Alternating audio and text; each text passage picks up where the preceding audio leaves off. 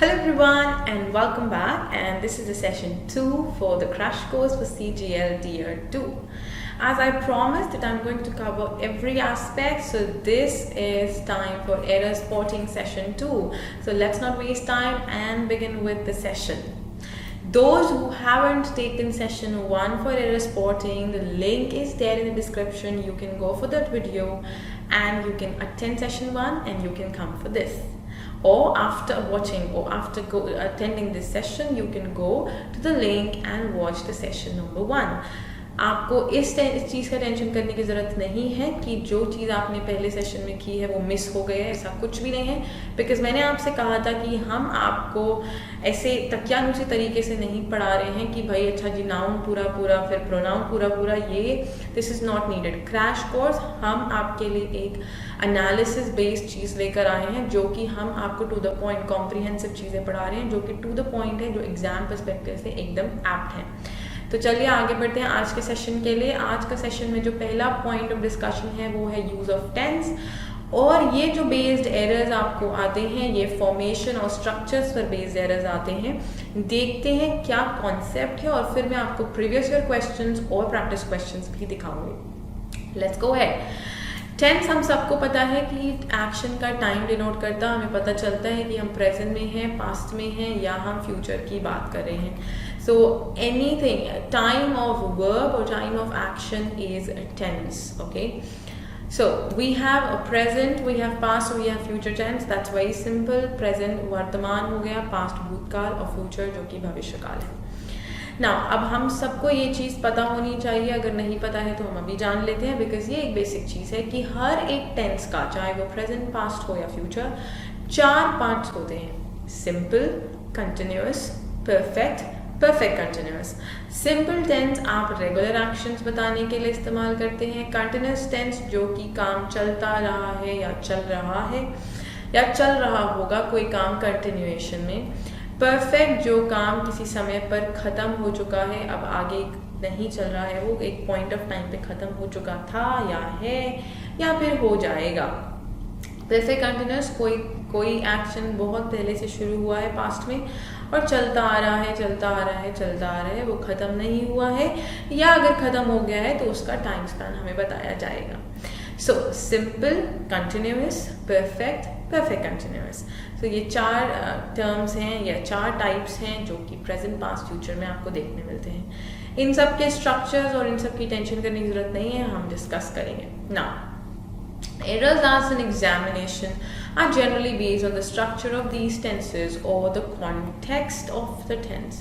Now context मतलब present का बात कर रहे हैं तो past का tense यूज़ कर दिया, या past की बात कर रहे हैं और present या future का tense यूज़ कर दिया।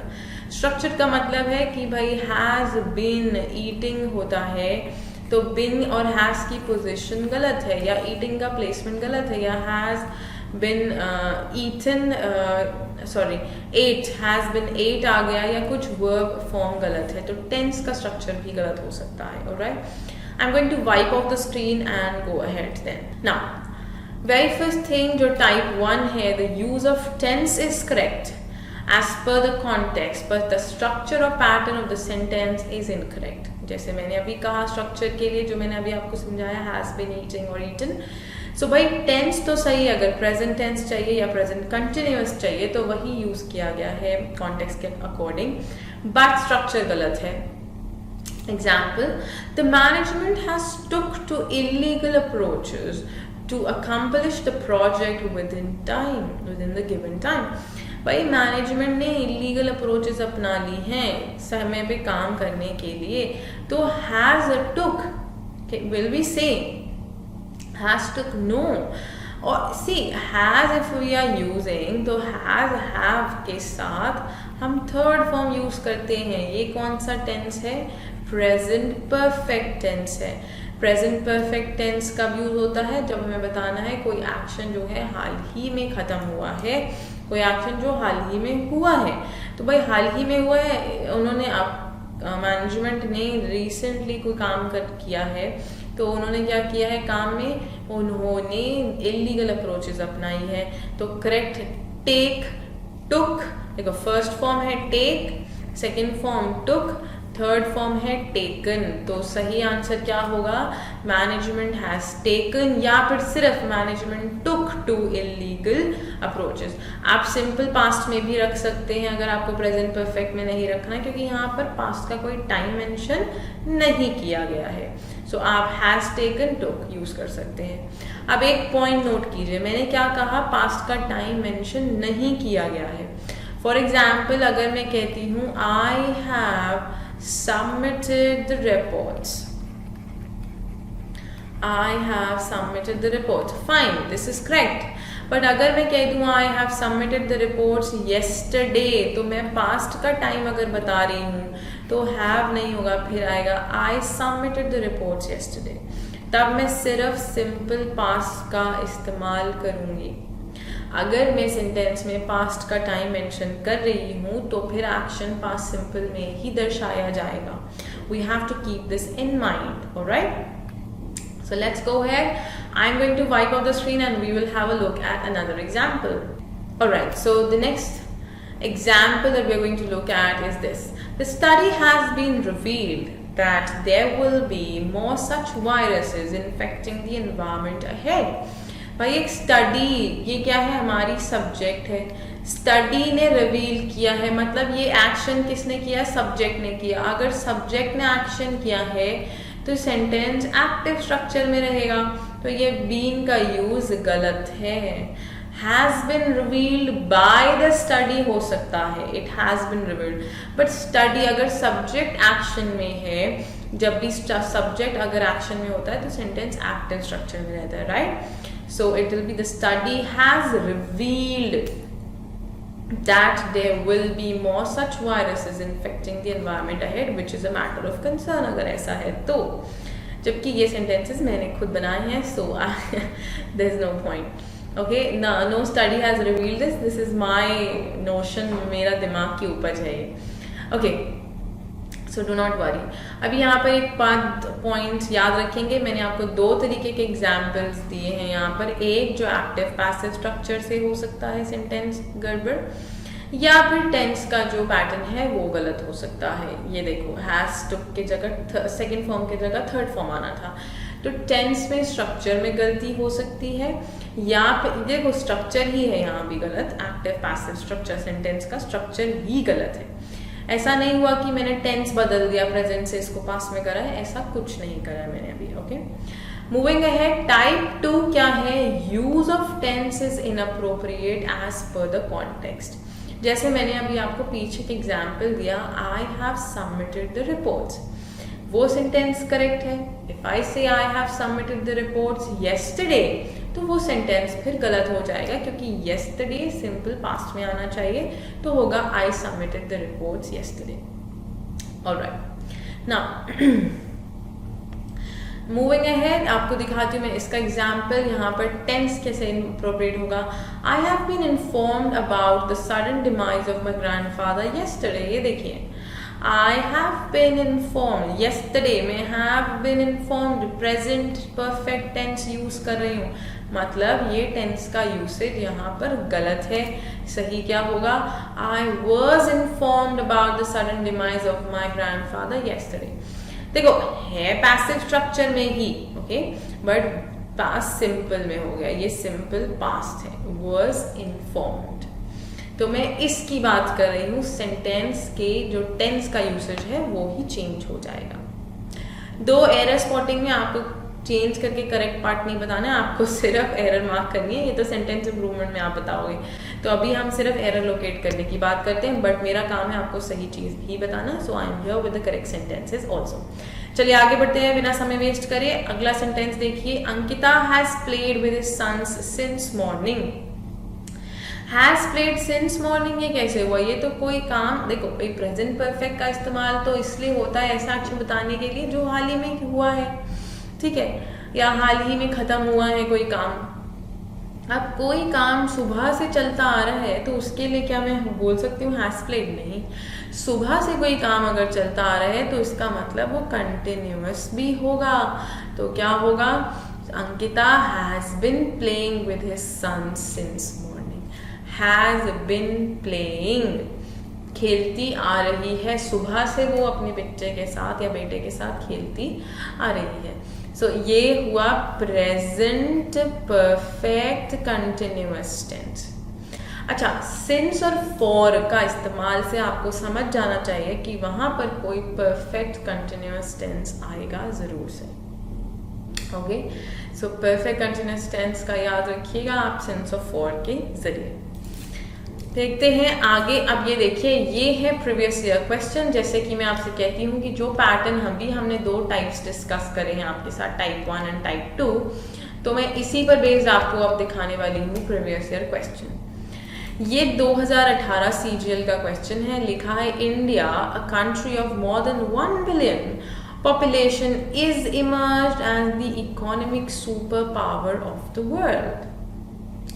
Is emerged, ये क्या हुआ? ये पैसिव फॉर्म है, पर मैंने क्या सेंटेंस पैसिव फॉर्म में लिया है? नहीं, क्योंकि मेरा सब्जेक्ट ही एक्शन में है, मेरा सब्जेक्ट ही तो इमर्ज हुआ है एज सुपर पावर। तो अगर सब्जेक्ट ही एक्शन में है तो एक्टिव स्ट्रक्चर होना चाहिए। एक्टिव स्ट्रक्चर में तो ये पैटर्न यूज ही नहीं होता। तो एरर कहाँ है? पॉइंट 2 में एरर है, मार्क कर दीजिए, आगे बढ़ जाइए आप। लेकिन हम आपको करेक्ट आंसर बताएंगे। करेक्ट आंसर होना चाहिए has emerged as the economic superpower of the world. Okay, so instead of is emerged it should be has emerged. आगे बढ़ते हैं, एक और क्वेश्चन देखते हैं प्रीवियस ईयर का। I am really sorry. So here we are. The professor, ये भी CGL 2018 का क्वेश्चन है। The professor recently describes 1500 test. Recently describes, ये प्रेजेंट सिंपल हुआ। प्रेजेंट सिंपल कब यूज करते हैं? जब आप कोई रेगुलर एक्शन बताते हो या कोई हैबिट बताते हो, कोई एक्शन जो हमेशा होता है या रोज होता है। तो क्या रोज रोज 1500 टेस्ट डिस्क्राइब करते हैं प्रोफेसर? जी नहीं, उन्होंने हाल ही में किए। ये रिसेंटली जो है ये कीवर्ड है, हाल ही में किया हुआ काम प्रेजेंट परफेक्ट में बताया जाता है। That is has, have plus verbs third form. तो अगर हाल ही में किया हुआ काम हैज, हैव प्रेजेंट परफेक्ट में बताया जाता है तो क्या होगा? The professor has recently described, the professor has recently, sorry there is no s here, recently described 1500 tests. So error किस पार्ट में हो गया? 1 पार्ट में। देखिए, जब आप पढ़ रहे हो सेंटेंस तभी दिख रहा है recently, lately, okay, these are all keywords to identify कि present perfect tense, yet, so far, until, इनका मतलब अब तक या फिर हाल ही में। तो आपको प्रेजेंट परफेक्ट टेंस का यूज करना अनिवार्य है फिर। Okay, let's move ahead on the next question. Okay, this is again CGL 2018। Okay, ये तो रिपीटेटिव क्वेश्चन आ गया, कोई बात नहीं, ये रिपीट हो गया है क्वेश्चन। आगे बढ़ते हैं, एक और क्वेश्चन है हमारे पास। Yes, this is for CGL 2019। No one informed me that you would be absent. No one informed me, अगर no one है तो यहाँ informs होना चाहिए क्योंकि सिंगुलर आता है। देखो, everyone, anyone, no one, ये indefinite pronouns होते हैं। क्या होते हैं? indefinite pronouns, क्योंकि आपको certainty नहीं है आप किसकी बात कर रहे हो, इसको इसलिए इनको indefinite pronouns कहा जाता है। अब इनके साथ हमेशा सिंगुलर वर्ब यूज होती है, तो या तो यहाँ पर इन्फॉर्म्स आना चाहिए, लेकिन आगे देखिए क्या लिखा है, that you would be absent, ये पास्ट मॉडल यूज हुआ है। अगर पास्ट मॉडल यूज हुआ है तो मैं प्रेजेंट फॉर्म तो यूज नहीं कर सकती, मुझे पास्ट फॉर्म ही यूज करना होगा। तो मैं यहाँ पर करूंगी no one informed me that you would be absent. So यहाँ पर एरर कहाँ पर आएगा? पार्ट सी में, क्योंकि यूज इन्फॉर्म का एकदम गलत है। अब आप में से कुछ लोग कहेंगे कि हम वुड को विल कर दें प्रेजेंट में, पर तब भी इन्फॉर्म तो गलत ही रहेगा क्योंकि सिंगुलर वर्ब लगता है तो इन्फॉर्म्स होना चाहिए। Getting my point? इसलिए इन्फॉर्म्ड को चेंज करना पड़ेगा and error will be in part C. Let's move ahead. Okay, अब यहाँ पर ये हमारा जो आज का पहला कॉन्सेप्ट था वो खत्म होता है। टेंस के स्ट्रक्चर पर बेस्ड आपने देखे किस तरह के एरर्स आते हैं, इस तरह से एरर्स आते हैं। तो तैयार रहिए, प्रैक्टिस शुरू कर दीजिए। आगे बढ़ते हैं हम अपने अगले स्ट्रक्चर पर। Alright, now next structure is active passive structure. So in this structure, if you see in this case, the sentence structure varies with the context of the sentence. Now, varies with the context, like the words the person is trying to say. See, active structure में याद रखिए subject action में होता है और passive में object action में होता है। एक्टिव स्ट्रक्चर में आपको बाय विद मिलेगा, पैसिव स्ट्रक्चर में आपको बाय और विद मिलेगा, एक्टिव स्ट्रक्चर में आपको वो चीज़ें नहीं दिखेंगी। So we have to be aware of this format. ये छोटी छोटी चीज़ें हैं, इन्हीं से हम आंसर्स डिकोड कर लेंगे। Okay, this means that takes active और passive structure as per the context. तो जैसे मैं आपसे कह रही हूँ कि एक्टिव पैसिव स्ट्रक्चर डिफर करता है। देखिए, द एरर आस्क्ड, अब किस तरह का क्वेश्चन पूछा जाता है, देखिए, based on this is where we need active tense, their use of passive tense must have been stated and vice versa. जहाँ पर active tense की जरूरत है वहाँ हो सकता है passive आ जाए या फिर vice versa हो सकता है। Let's have a look at a few examples. First example, cooperative societies have been come up with the idea of disposing the wet waste in the nearby abandoned land. अब मुझे एक बात बताइए, क्या action है कि किसी के दिमाग में ये आइडिया आया कि वो वेट वेस्ट को डिस्पोज करे। अब ये आइडिया किसके दिमाग में आया? कोऑपरेटिव सोसाइटीज के दिमाग में आया। तो एक्शन कौन कर रहा है? सब्जेक्ट ही हमारा एक्शन कर रहा है। अगर हमारा सब्जेक्ट, क्या आपको यहाँ सेंटेंस में बाय विद कुछ दिख रहा है? नहीं, तो ये एक्टिव स्ट्रक्चर का सेंटेंस है। एक्टिव स्ट्रक्चर में हम बीन और बीइंग का इस्तेमाल नहीं करते हैं। तो करेक्ट सेंटेंस क्या होगा? Cooperative societies have come up with the idea of disposing the wet waste in the nearby abandoned land. तो ये हमारा सेंटेंस एक्टिव टेंस में रहेगा। ये प्रेजेंट परफेक्ट का एक्टिव स्ट्रक्चर है, ये प्रेजेंट परफेक्ट का पैसिव स्ट्रक्चर है। ओके, आगे बढ़ते हैं अगले क्वेश्चन की तरफ। यहाँ पर मैंने आपको जो बात अभी समझाई वही उन्होंने कहा, वही हमने लिखी है। बीइंग और been are used in passive structure, cooperative society subject है तो हम एक्टिव स्ट्रक्चर यूज करेंगे। आइए अगले सेंटेंस पर जाते हैं। The dish washer that got obsolete now used by us for almost 9 long years. By us, used by us, मतलब हम पैसिव स्ट्रक्चर की बात कर रहे हैं। किसने यूज किया है? ऑब्जेक्ट ने ये काम किया है। तो भाई ये यूज्ड तो पास्ट स्ट्रक्चर है। पास्ट सिंपल का पैसिव क्या होता है? was या were के साथ हम थर्ड फॉर्म इस्तेमाल करते हैं। तो The dish, okay, I'm going to wipe this off, आपको क्लियर दिखेगा। So the dishwasher got, तो यहाँ पर क्या आना चाहिए? Was used instead of used। तो ये past का passive form है, ये active form है। ये हमने किससे decode किया है? By us, object हमारा action में है। Okay? Now, moving ahead, it said the person who did the action is mentioned later using by. This means the sentence has to be in passive form. So passive tense structure will be used. जैसे मैंने आपको कहा, by से हम decode करेंगे। Passive structure for past simple is was, were plus third form. So was used हमारा correct statement है। आगे बढ़ते हैं। अब यहाँ मैंने आपको हेल्प करने के लिए सारे टेंसेस का एक्टिव और पैसिव स्ट्रक्चर दिया है। ओके, ताकि आप इसकी मदद से प्रैक्टिस कर सकें।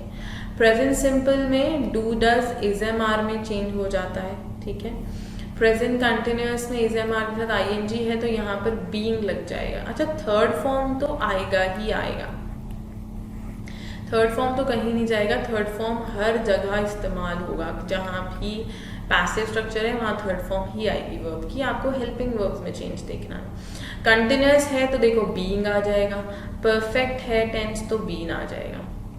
प्रेजेंट में हैज हैव चलेगा, पास्ट में हैड या वॉज वर्ड चलेगा, फ्यूचर में विल हैव विल बी चलेगा। तो ये जो स्ट्रक्चर है आपको ध्यान रखना है। मैं आपको कुछ एग्जाम्पल्स देती हूँ। चलिए, हमने प्रेजेंट पास्ट का किया, मैं आपको फ्यूचर का एग्जाम्पल देती हूँ। For example, she will prepare the chart sheet for the case. अब कौन प्रिपेयर कर रहा है? ये इसलिए फ्यूचर सिंपल में है. The chart sheet for the case will be prepared. देखिए थर्ड फॉर्म आया ना, will be prepared by her. she का चेंज होके by her हो गया, तो ये हमारा पैसिव में चला गया. सो इस तरह से एक्टिव और पैसिव. अब आपको एरर कैसे आएगी? The chart sheet for the case will prepare by हर. इस तरह से आपको पूछा जाएगा और आपको फिर समझना होगा कि ये एक्टिव में है या पैसिव में. आपको अकॉर्डिंगली अपना टेंस का स्ट्रक्चर फिर बदलना होगा एज पर द कॉन्टेक्स्ट कि वो एक्टिव में है या पैसिव में है. सो इस टेबल को you can keep it, you can note it down, have it, practice करिए जितना मर्जी कर सकते हैं. एक्टिव पैसिव स्ट्रक्चर्स के कॉन्टेस्ट आते हैं, प्लस एक्टिव पैसिव स्ट्रक्चर के 20 क्वेश्चंस भी आते हैं भाई, वो भी तो हमें पता करने हैं ना क्रैक, उसके लिए भी ये इम्पॉर्टेंट है. चलिए आगे बढ़ते हैं. अब आते हैं प्रीवियस ईयर क्वेश्चंस पर इसी टॉपिक से. ये CGL 2019 का क्वेश्चन है. Wealth creators are essential for money to distributed in the economy.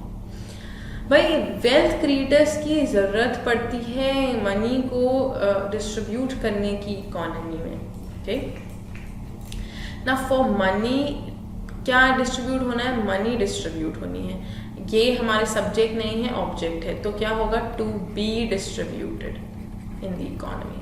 Passive form में टू, अगर देखो टू डिस्ट्रीब्यूट होना चाहिए फर्स्ट ऑफ ऑल. 2 + V1 जो होता है वो पैसिव में चला जाता है 2B + V3. So 2B + V3 to be distributed, तो एरर होगा बी पार्ट में, that is for money to distributed. Okay, this is for CGL 2019. एक और क्वेश्चन देखते हैं. अगला क्वेश्चन देखिए. A new assignment has signed by the management for the upgradation of the company.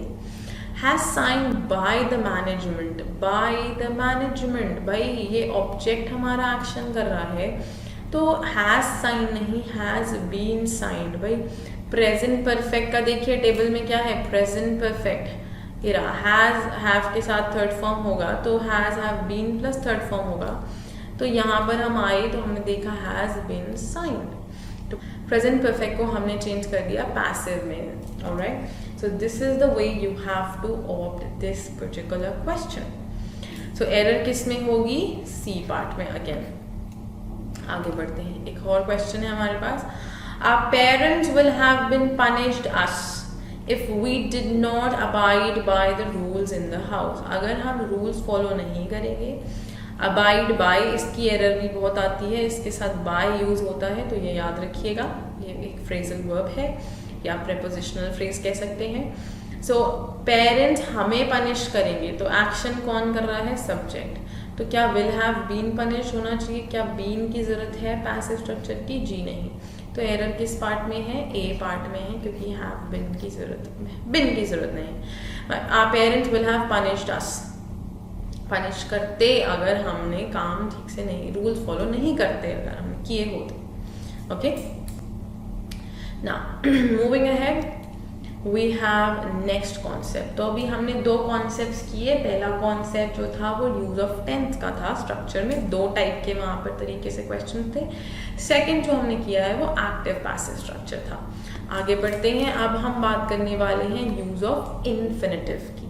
Okay, so we'll begin with this now. Let's start. So, infinitive is a verb form and is formed with 2 plus verb.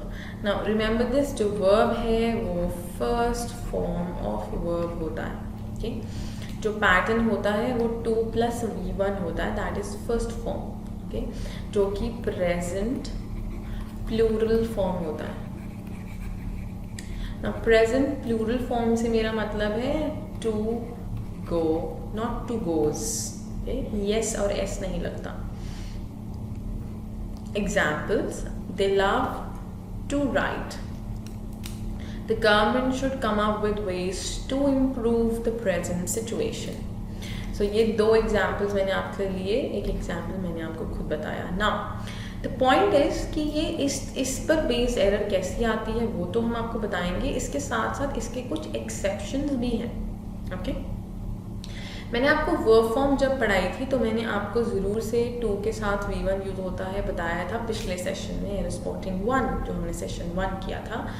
But यहाँ पर हम इसको और elaborated form में पढ़ रहे हैं, हम और एग्जाम्पल्स देखेंगे और इस पर बेस्ड एग्जाम के और क्वेश्चंस देखेंगे। Okay, let's have a look now. इतना हम समझ गए कि 2 + V1 होता है इन्फिनेटिव का फॉर्म। आपको आपके सेंटेंसेस या कुछ स्ट्रक्चर्स आते हैं तो comment below and let me know, comment कीजिए, मुझे बताइए कि इन्फिनेटिव का मतलब आप क्या समझते हैं। ओके, चलिए आगे बढ़ते हैं। अब पॉइंट है that we have to note this, using an infinitive we need to ensure that we use the first form of verb with the preposition to, though there are exceptions associated to it. यहाँ exception मैंने आपसे कहा, हम exception भी आपको बताएंगे। अब exceptions हैं बट आपको आइडियली टू के साथ फर्स्ट फॉर्म लगाना है। जनरली एक्सेप्शंस क्या हैं?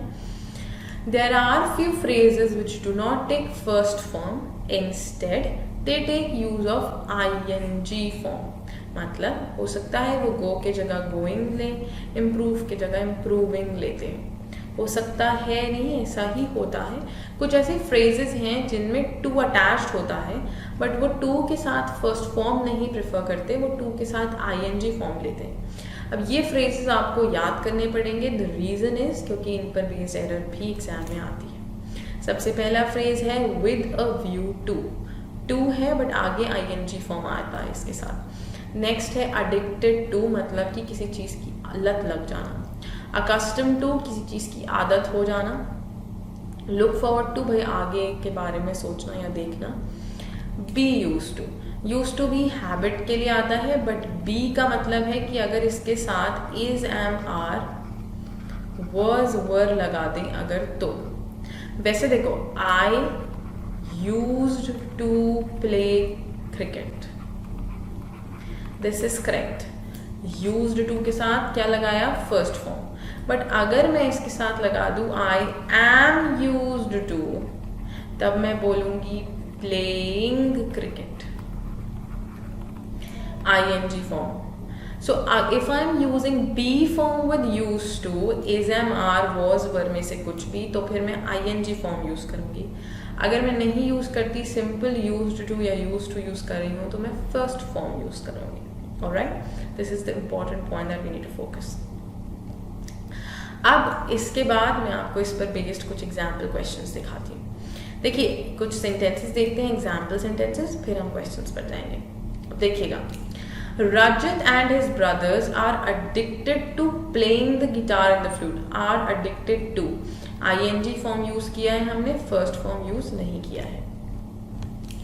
I am used to practicing and mastering different languages.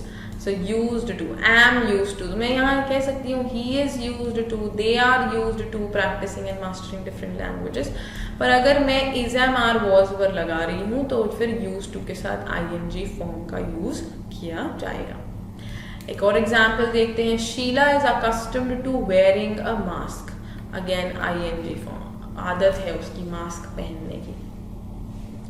तो फ्रेजेस कौन कौन से हुए? Addicted to, accustomed to, with a view to, look forward to and be used to।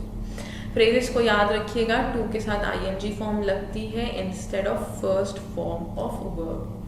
ये रहे कुछ एग्जाम्पल्स। अब हम बात करेंगे कुछ प्रीवियस ईयर क्वेश्चंस की based on this particular concept. ये CGL 2018 का क्वेश्चन है। लिखा है he used to sits day and night under a tree in front of a temple, that is how he earned the name.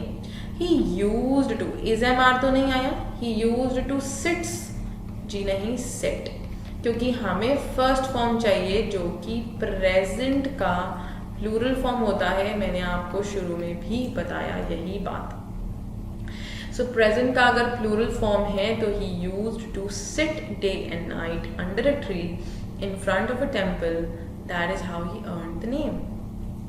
So error किस में आ गया? 1 में error है। आगे बढ़ते हैं, अगला क्वेश्चन, ये CGL 2019 का क्वेश्चन है। He switched on the television to listening to the speech. To के बाद फर्स्ट फॉर्म, तो भाई ing फॉर्म तो गलत है, लिसन होगा, क्या होगा, to listen to the speech, वो करेक्ट होगा, of prime minister on the independence day. So error is in part C. Listening is wrong. It should be to listen to the speech of the PM on the Independence Day. Okay. Now moving ahead, we'll go on the next question. Now see, आप देख रहे हो चाहे 2019 हो चाहे 2018, question आपको infinitive पर based पूछा ही गया है.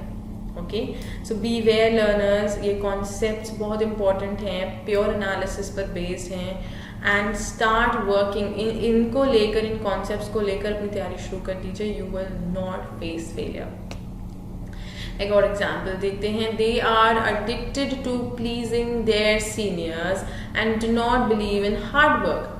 दे आर अडिक्टेड टू प्लीजिंग, भाई ऑब्वियस है, ये एक्सेप्शन है टू के साथ. अब कंफ्यूज करा जा रहा है आपको, टू के साथ ing फॉर्म नहीं लगता, V1 लगता है, but addicted to exceptional case है, ing फॉर्म लगेगा. तो यहाँ पर कोई एरर नहीं है. आप सेंटेंस को पूरा पढ़ लीजिए. They are addicted to pleasing their seniors and do not believe in hard work. वो हार्ड वर्क में विश्वास नहीं रखते, वो चमचागिरी में विश्वास रखते हैं. This is what actually the sentence states. So ये रहा कॉन्सेप्ट 2 + V1 का, जिसे हम कहते हैं इन्फिनिटिव का concept. Getting the point.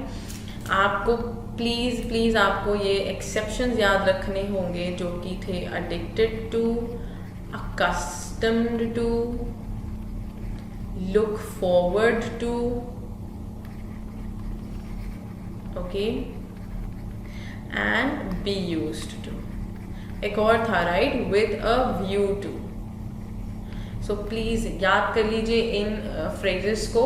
In phrases के साथ ing फॉर्म लगती है, जबकि टू हो तब भी, और ing फॉर्म ही यूज होती है, which is a continuous form. तो चलिए आगे बढ़ते हैं और अगले कॉन्सेप्ट पर जाते हैं. The next concept that I have for you is right here. The concept, now we have another practice question. They say, they told me that my team has come up with a view to. They told me that my team has come up with a view to enhance the quality of work. अभी just I have told you with a view to ing. मैंने पूरा आपको exceptions और concept बताया है अभी recent. So it will be with a view to enhancing the quality of work. So error will be in part A, because use of enhance, that is first form, is incorrect. It should be enhancing. So this is correct. Phrase A part is incorrect. Let's go ahead, and we are going on another concept. Now the last concept, 3 concepts we have done so far. We did tense structure, we did active passive structure, we did infinitive concept. Now we are coming and moving ahead with adjective, that is degree and order. So when it comes to degree and order, we all know that adjective is a word that qualifies a noun or a pronoun. किसी subject की खासियत बताता है या उसको qualify करता है, right? So अब adjective is used to express quality of a noun and pronoun, agreed. But what are we talking about degree और ऑर्डर. रीजन इज कि जो एरर्स बेस्ड होते हैं वो या तो डिग्री के कॉन्सेप्ट पर होते हैं या फिर ऑर्डर ऑफ एडजेक्टिव एक सेंटेंस में. अगर आप एक सेंटेंस में एक से ज़्यादा एडजेक्टिव यूज करते हैं तो उनका एक ऑर्डर होता है, पैटर्न होता है उनको लिखने का. और ज़्यादातर एरर्स आपको ऑर्डर पर बेस्ड ही मिलते हैं, पर आपको डिग्री पर बेस्ड भी एरर्स एडजेक्टिव से पूछे जाते हैं. इसलिए हम आपको दोनों कॉन्सेप्ट्स पर डिस्कशन आपके साथ अभी करेंगे. Alright, let's begin. Type 1 is when more than one adjective is attached to a subject, they should be of the same degree. अगर मैं कहती हूँ that I am wise and intelligent, so I am saying I am wise and intelligent. 2 adjectives हैं, दोनों का degree same है. But अगर मैं कहती हूँ I am wise and more intelligent or the most intelligent, it will be inappropriate. The reason is wise एक दूसरा डिग्री ऑफ एडजेक्टिव है और most intelligent दूसरा डिग्री है, तो मैं most यूज नहीं कर सकती. Okay, so the point is adjective की जो 3 डिग्रीज होती हैं उनको डिस्कस करते हैं और फिर देखते हैं errors. There are 3 degrees. Number 1 is positive degree which is used to express quality of a person और थिंग. जैसे मैंने कहा, I am wise and intelligent. Now positive degree में आप किसी से ना तो कंपैरिजन करते हो, ना किसी से सबको और ऊपर बताते हो. आप सिर्फ किसी एक पर्टिकुलर पर्सन की खासियत या क्वालिटी बताते हो. ओके, सिंपल टर्म्स में. तो आप किसी और को मेंशन नहीं कर रहे हैं. आप ये कह सकते हो that she says that I am wise and intelligent. वो ऐसा कहती है, पर मेरा उससे कोई कंपैरिजन नहीं है. तो वाइज, इंटेलिजेंट. कंपेरेटिव डिग्री होती है जहां पर आप कंपैरिजन करते हो. For example, I am wiser and more intelligent than her. अब दोनों, देखो मैंने क्या किया, दो लोगों के बीच में कंपैरिजन हो रहा है. तो जब for example, A is wiser and intelligent than B. तो एक मैंने कंपैरेटिव में कर दी वाइजर, तो इंटेलिजेंट को तो कंपैरेटिव में करना पड़ेगा मोर इंटेलिजेंट. तो इसी तरह की एरर आती है. अगर एक से ज़्यादा एडजेक्टिव अटैच्ड हैं तो दोनों की डिग्री सेम होनी चाहिए. वाइजर एंड मोर इंटेलिजेंट हो, या फिर वाइज एंड इंटेलिजेंट. यहाँ मैं कंपैरिजन कर रही हूँ इसलिए मैं कंपैरेटिव डिग्री यूज कर रही हूँ. सुपरलेटिव डिग्री जो होती है that's used to state the quality of one person is above all. मतलब एक पर्सन को आप सबसे अच्छा बताते हो.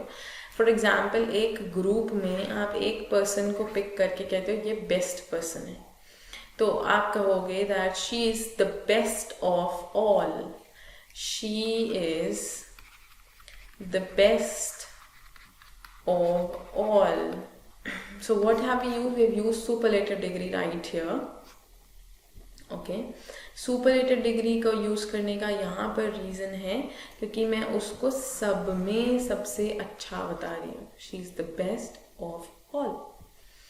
So 3 डिग्रीज हैं, पॉजिटिव, कंपेरेटिव, सुपरलेटिव. मैंने आपको कहा कि कब कंपेरेटिव यूज करना है, मैंने आपको समझाया कब पॉजिटिव और कब सुपरलेटिव. अब देखते हैं एरर बेस्ड. मैंने आपको बोला अगर एक सेंटेंस में एक से ज़्यादा है तो दोनों की डिग्री सेम होनी चाहिए. वो डिपेंड करता है सेंटेंस का कॉन्टेक्स्ट क्या है. अब देखिए example number 1. The newly hired software engineer is honest and the most hard working. मैंने क्या किसी से कंपेयर किया है? क्या मैं बता रही हूँ कि ये सबसे अच्छा है? जी नहीं, मैं तो उसकी 2 क्वालिटीज़ बता रही हूँ कि वो बहुत हार्ड वर्किंग है और ऑनेस्ट है. So I would say that the newly hired software engineer is honest and hardworking. Just 2 adjectives, that is honest and hardworking. So I don't have to use most or more because there is no comparison made. Positive degree use करनी है because simple मैंने engineer की 2 qualities बताई. अगला example देखते हैं, but पहले understand कर लेते हैं. Degree of adjectives attached should be the same. यहाँ in the above example what we've done, हमने quality बताया किसका? Engineer का. No mention is of stating it above others. तो the positive degree should be honest and hardworking. कोई above किसी सबसे अच्छा नहीं बता रहे इसलिए most का usage गलत है. एक और now type 2 देख रहे हैं हम यहाँ पर. type 2 में adjectives का जो है ऑर्डर पर डिपेंड करता है. अभी हमने क्या बताया आपको कि डिग्री सेम होनी चाहिए. भाई एक सेंटेंस में एक से ज़्यादा एडजेक्टिव है तो डिग्री सेम होनी चाहिए. मैं आपको इसका एक अगर एग्जाम्पल देती हूँ. For example, if I say the young leader is good than the former one. तो मैं कह रही हूँ कि जो ये यंग लीडर है ये पिछले वाले लीडर से बेहतर है, अच्छे हैं. तो मैं कंपैरिजन कर रही हूँ तो मैं यहाँ क्या कहूँगी? बेटर. दूसरी चीज, एक तो ये हो गया डिग्री का. अगर मैं कहती हूँ गुड एंड स्ट्रॉन्ग देन, तो मैं कहूँगी better and stronger. Better and stronger than the former one. तो मैं गुड और स्ट्रॉन्ग के बजाय बेटर एंड स्ट्रॉन्गर यूज करूँगी क्योंकि ये पॉजिटिव डिग्री है बट मैं यहाँ सेंटेंस में कंपैरिजन कर रही हूँ. तो मैं कंपैरेटिव डिग्री यूज करूँगी, बेटर एंड स्ट्रॉन्गर. ऑलराइट। सो इसी तरह से आपको सेंटेंस का कॉन्टेक्स्ट देखना होगा कि कौन सा डिग्री ऑफ एडजेक्टिव यूज होना चाहिए, और अगर एक से अधिक एडजेक्टिव हैं तो सारे एडजेक्टिव्स फिर एक ही डिग्री के होंगे। कभी पॉजिटिव, कंपैरेटिव, सुपरलेटिव डिग्रीज एक साथ एक सेंटेंस में इस्तेमाल नहीं की जा सकती अगर वो एक ही सब्जेक्ट को रेफर कर रही हैं तो।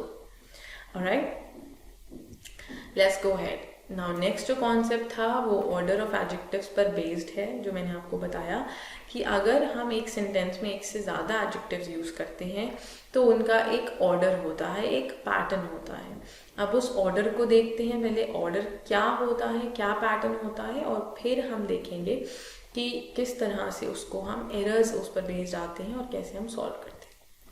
द ऑर्डर इज दैट पहले आप क्वांटिटी, जो एडजेक्टिव आपको क्वांटिटी बता रहा है वो लिखेंगे, फिर opinion, then size, age, colour, shape, origin, material और पर्पस, इट वेरीज। ये दोनों साथ आ सकते हैं या आगे पीछे हो सकते हैं, डजंट मैटर ना। मटीरियल नॉन लिविंग थिंग्स के लिए होगा और पर्पस जनरली दोनों के लिए हो सकता है कि क्यों कोई चीज़ परचेज की है या क्यों ऐसा काम किया है। अब आपको सेंटेंस में देखना होगा कि कौन सा एडजेक्टिव क्वांटिटी, तो you have to remember this, quantity, opinion, size, age, colour, shape, origin, material और पर्पस। तो आपको ये जो है आपको याद करना पड़ेगा, कॉस एश और, मैंने इसको कॉश एस ओम करके रखा है, so it's up to you, आप इसको कॉसाश व्हाटएवर आपको जो बनाना है, बट आपको ये ऑर्डर याद रखना होगा, याद करना होगा, बिकॉज इट्स इम्पॉर्टेंट कि आप जब सेंटेंस में इसकी एरर लोकेट कर रहे होंगे तो ये अगर आपको ऑर्डर याद नहीं है, अगर आप साइज एज में कंफ्यूज है कि एज पहले आएगा या साइज पहले, तो फिर आप कंफ्यूज हो जाएंगे और सेंटेंस गलत हो जाएगा। Let's have a look at some examples for this. देखिए, my father went to Singapore and brought 4 circular brown coffee tables for our garden। अब पर्पस तो लास्ट में आ गया, कोई दिक्कत नहीं है। ये क्या है, 4 मतलब ये है क्वांटिटी, क्वांटिटी भी पहले लिखनी है, एकदम करेक्ट है। सर्कुलर ब्राउन ये शेप है और ये कलर है, तो कलर पहले आना है और शेप बाद में, तो इनकी पोजीशंस जो हैं बदलनी पड़ेगी। तो क्या होगा, my father went to Singapore and brought 4 brown circular coffee tables for our garden. So आपने देखा किस तरह से एडजेक्टिव्स की अलाइनमेंट होनी चाहिए एक पर्टिकुलर सेंटेंस में, वो ये है, quantity, then opinion, size, age, colour, shape, origin, material और purpose. Now it depends on that. Getting the point? ये आपको ऑर्डर याद करना होगा ताकि आप इस तरह के क्वेश्चंस कर पाओ, और इस तरह के क्वेश्चंस पूछे भी जाते हैं वो काफ़ी। एक और एग्जाम्पल देखते हैं। On my way back home, I met a Nigerian 30-year-old. 30-year-old age है और जो ओरिजिन है वो नाइजीरियन है, तो भाई एज पहले आएगी और ओरिजिन बाद में आएगा, तो क्या होगा, I met a 30-year-old Nigerian. Getting it now, 30-year-old Nigerian. So this is what is the correct answer. तो ये इनकरेक्ट और ये करेक्ट। सो ये इस तरह से आपको पैटर्न फॉलो करना है। ये ऑर्डर ऑफ एडजेक्टिव आप प्लीज नोट कर लीजिए, it's exceedingly important, and then you can crack the questions. Let's move on with some questions from previous year. अब देखिए, ये CGL 2019 का क्वेश्चन है। My friend has started a restaurant in a big building in Manali. Wooden क्या है, material है, big क्या है, साइज है। मटीरियल लास्ट में आता है और साइज पहले आता है, तो क्या होना चाहिए था, अ बिग वुडन बिल्डिंग होनी चाहिए थी। तो इंस्टेड एरर किस में है, डी पार्ट में, it should be a big wooden building. ये तो 2 वर्ड्स की, जैसे नाइजीरियन और 30-year-old था, जैसे अभी हमने जो एग्जाम्पल किया ये 4 सर्कुलर ब्राउन, आप इसमें तो बहुत कंफ्यूज हो जाएंगे अगर आपको ऑर्डर नहीं पता। यहाँ तो फिर भी आपको कहीं ना कहीं आपको लगेगा अच्छा बिग वुडन, कुछ भी अगर आइडिया है अगर आपको थोड़ा बहुत वहाँ, लेकिन आपको पूरा ऑर्डर पता होना चाहिए। सो this is from CGL 2019, error is in part D. Wooden और बिग की जो पोजीशन है वो प्लेस बदलनी होगी। अगला क्वेश्चन देखते हैं। ये भी CGL 2019 का question. He likes to put all the garbage into a black small bag. Black is colour, small is size. भाई साइज पहले आता है और कलर बाद में आता है. So error is in C. It will be a small black bag. A small black bag. So you have to remember कि size पहले आता है और फिर उसके बाद age के बाद color आता है. Okay. So this is another question. Let's move on. We have yet another question for you. Yashika thought of purchasing a rectangular, huge white glass table. Now white is the color. Glass material है तो ये last में ही आएगा. Huge हो गया size और rectangular है shape. Shape क्या है, पहले आती है या साइज? साइज पहले आता है, फिर कलर, फिर शेप और फिर मटेरियल. तो क्या होगा यहाँ पर? It should be huge white rectangular glass table. Huge white rectangular glass table. अब देखिए अगर आपको नहीं है याद ऑर्डर तो आप इसको अरेंज नहीं कर पाएंगे. Error is here. A huge white rectangular glass table. Option D में एरर है. So order of adjective is exceedingly important. मैं आपको बार बार कह रही हूँ इस चीज़ पर, मैं आप जोर भी डाल रही हूँ. सो आई वॉन्ट कि आप इस कॉन्सेप्ट पर ध्यान दें और ये जो ऑर्डर मैंने आपको पीछे समझाया है इसको नोट कर लीजिए. ये जो ऑर्डर है मैं स्क्रीन को वाइप कर देती हूँ ताकि आपको क्लियरली समझ आए. सो ये जो ऑर्डर है दिस इज इम्पॉर्टेंट. स्क्रीनशॉट ले लीजिए या लिख लीजिए, but make note of it. It's important. Okay, so let's see, we have another question. After this we have one more question. Abhinav prefers helping people in need. He is a sorted and more generous man. क्या मैंने अभिनव का किसी से comparison किया है? No. I am just stating that he is one such man who is sorted and also generous. So more की ज़रूरत ही नहीं है मुझे. He is a sorted and generous man. So it will be here. Error is here. No use of more is needed. Alright. So these are the questions that were there from the previous year session. Yes, definitely. So here we end the session now for today. Here if I talk about the questions, the patterns, the concepts that we have discussed for adjective, infinitive tense or active passive or other exceptions that we have discussed for the rules. So I want you guys to now pick up your notepad, whatever you've noted or written so far. Start practicing. And look for the previous year papers. Go for our mock series if you want. Go for it. You can avail 10% discount as I said using the code PENDULUM-EDU. So you can use this code and avail 10% discount on all the on any of the 3 series that you purchase. So if you want, you should purchase all the 3 because 3 of them are beneficial for you. You have a mega mock for it. You have 10 mock series for it. So go ahead. Alright. So this is the entire session for today and I'm going to be back soon with another session. So आप अपने friends को बताइए जिन्होंने crash course join नहीं किया है. कम join us. हमारी सारे वीडियोस YouTube पर अवेलेबल हैं, हमारे चैनल पर, Facebook. So आप यहाँ पर अपना जो भी तैयारी है प्रिपरेशन वो ईजिली कर सकते हैं. और मैंने कहा ये कॉम्प्रिहेंसिव प्लान है.